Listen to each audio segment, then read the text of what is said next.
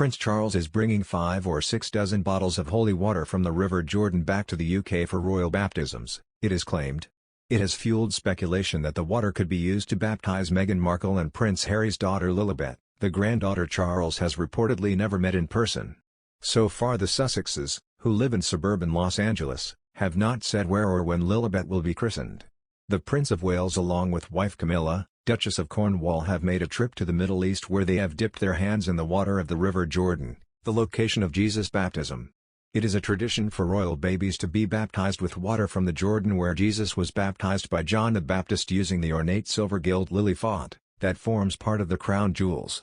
Rustam Jian, Director General of the baptism site, confirmed that the royal family had asked for the holy water. He told, "You are absolutely right. This time the embassy people asked for a few dozens, bottles, of holy water and we provided them with 5 dozen, 6 dozen, prior to this trip." He said he was not aware for what the holy water would be used. "I didn't know, I didn't want to ask, but they said we wanted it for children to be baptized later on." Future baptisms, yes, he said. While Lilibet is due to be christened, Princess Beatrice's daughter Sienna Elizabeth also is yet to be baptized while there is no hurry to use the water that has been brought from the Jordan. Lilibet's brother Archie was baptized at Windsor Castle with water from the River Jordan.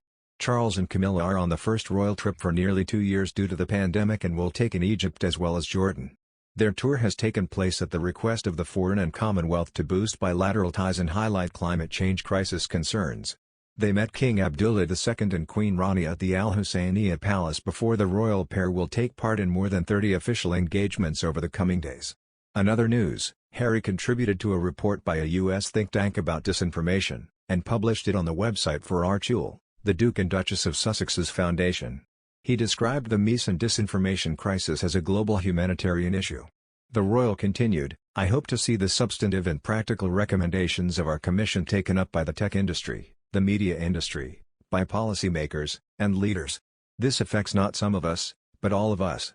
Rebecca English, Daily Mail's royal editor, told Palace Confidential that while this is a really important subject, the prince couldn't help himself and it turned into one of his predictably boring and pedestrian diatribes about the media.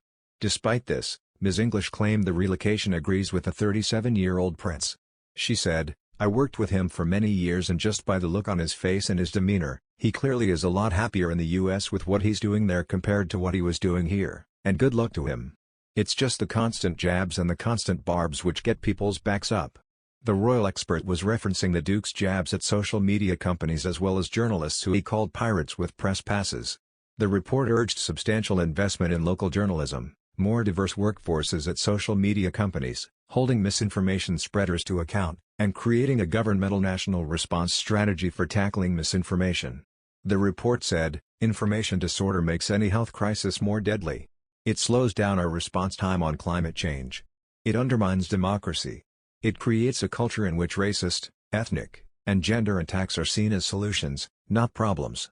Today, mis and disinformation have become a force multiplier for exacerbating our worst problems as a society. Hundreds of millions of people pay the price, every single day, for a world disordered by lies.